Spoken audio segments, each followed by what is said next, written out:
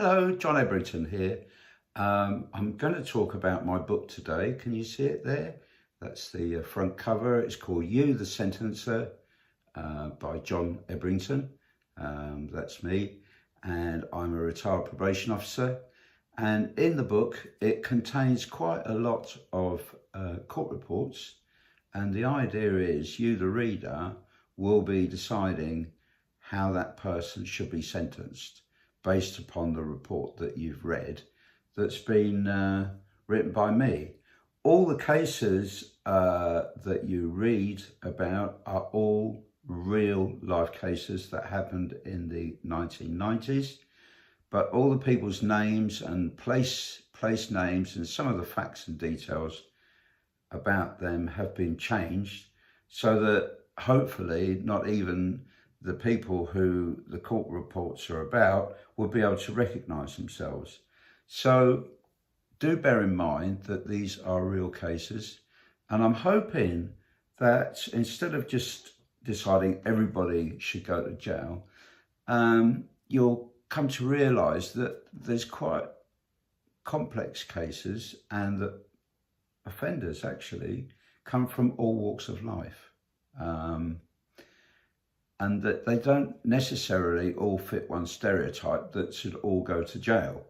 So there's that point. And also in the book, I'll be asking you to think about steps of stopping people offending in the first place before the first offence happens. What events in these people's lifetimes triggered them towards contributed towards them becoming offenders? And what could we have done better? What could have happened better in their lifetimes to stop them becoming offenders? So that we have a broader look, because just sending people to jail is not the answer, really. Yes, it acts as a signal that we don't accept such behaviour, and it can act as a bit of a deterrent. But actually sending a person to jail is much more likely to enable them to become more involved in crime, actually. And the statistics show that people are much more likely to reoffend having been in jail rather than attending a probation supervision of some, having their offending behaviour addressed through probation supervision of some description or other.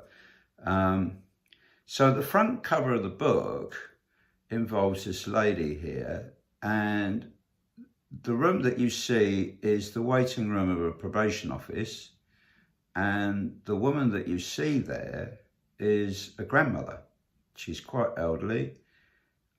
She's coming up to pension age retirement, and she is an employee of the post office who, in the run-up to the Horizon scandal, was overpaid by the post office by mistake. And she spent all that money that she was overpaid on her children and her grandchildren, and she was unable to pay it back. So she was prosecuted for theft by finding, if you like, not notifying the post office that she'd taken that money. So quite an unusual case, isn't it, perhaps, in your mind? Is she the sort of person you'd send straight away to prison? No, I wouldn't think so. Should she have been prosecuted in the first place? Perhaps not. Maybe she should have been given time to pay back the money. So anyway, that explains the cover of the book. Can you imagine a little grandmother sitting in the waiting room of a probation office, sitting next to somebody with drug problems, all those sort of things? So there we are.